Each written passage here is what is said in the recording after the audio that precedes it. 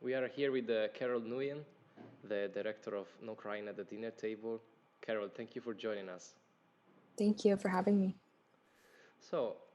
Your film revolves a lot around the sense of loss, but most of all, it revolves around the expression of it and the communication of it inside the family. I have the feeling that everywhere around the world, the previous culture has grown, our parents, as grown adults, with very few capacities of expressing love. It's like a world handicap that 50, 60-year-old people have. Do you agree with that? How is the situation in Canada and or Vietnam culture? I think it depends on the country and the culture because there are some cultures that are a lot more intimate and expressive when it comes to displays of love. But in Canada, we're a very multicultural country, and I think we take a lot of influence from the States. Um, so in the Western culture side of me, I'm very expressive. I want and desire physical touch as a form of admiration and love. But in Vietnam, it's more strange to have that kind of intimacy. Like when I saw my aunt in Vietnam, I tried to give her a hug and she was very clearly uncomfortable. But I think, like you said, that's a generation thing because younger generations are starting to implement more of physical touch and that kind of a thing, but um, definitely not with the older generations. Yeah, in fact, I wanted to ask you, since I see many films like this, and I see many parents depicted like this in the short films they sent to me, I wanted to ask you if we are, as a generation, trying and looking to invert this, to be I new think, kind of parents, actually. yeah, I think like every generation, you want to be able to pick and choose what you take with you and give to your child and what you decide to leave behind. And physical touch is a really important one for me and for a lot of people in my generation because um, it's a kind of intimacy um, that can be done without words, that can be understood without that kind of traditional communication. I don't know if I would use revert as the word because um, I know my friends and I, we're trying to implement things that we would have liked to have in our childhood more in our relationships with our parents now. Like me saying, I love you to my parents, which we didn't say as often when I was a kid.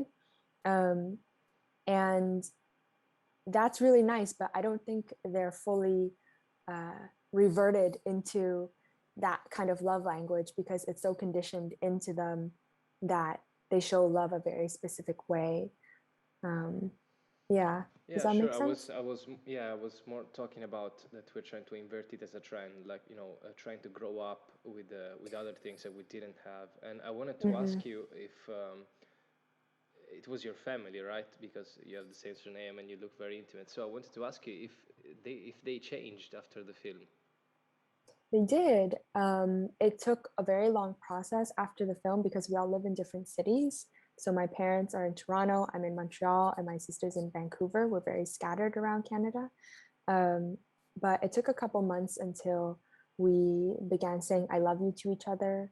I think after the process, we began to be a little more open and patient. Um, I think a part of it is just growing up, also, being able to have this experience and understand that everyone at that table has become an adult now and can have adult conversations. So I think for me, I learned a lot how to forgive and how to apologize within my family, which was something I wasn't taught as a kid. Um, I was taught very like passive aggressive kind of techniques of apology and like problem solving. So being able to, you know, just sit there and be active and listen to everyone's stories and understand that um, it wasn't a dialogue, it wasn't a debate, it was just we're here to listen. it really helped me kind of, understand the behind the scenes when I was in those situations with my family after that. Yeah, I can totally relate because, it's very difficult to develop a communication with your parents because in the first place they taught you how to communicate. So it's like you inherit something, and years later when you become an adult, you notice that you have some like behavioral patterns in your relationships, with your partner, with your friends, and then it's very difficult to talk to them and just trying to make them understand these mechanisms. But they're very, also in Italy, we have a lot of these. And that's one of the reasons why I selected the film, because, all the program is about family, is about the need for shelter, and for somebody who listens to you and loves you for who you are, basically.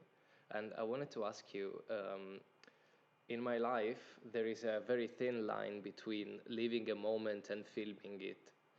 And I wanted to ask you if a year later, if you would have rather lived the moment with your family without the camera, or if sharing it with the public into the festivals and incorporating into your career added something else to the experience.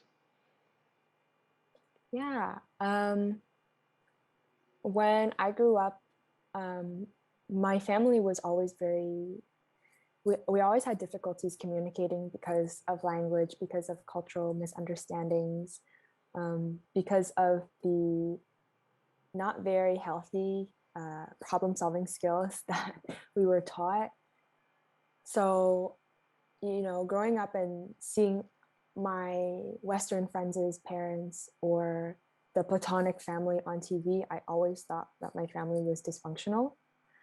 And it was the act of sharing this film and the act of growing up and then having more intimate conversations with friends and who are people of color and who are BIPOC that I realized that there are so many other different kinds of families that we don't see on TV, on the screen. And it was by sharing this film that I was able to create more of a community understanding and a universal bond with Asian communities, especially, and to show a different kind of, I guess, like relationship on screen where you still love each other, but there's just so many things in between you that to that point of love directly.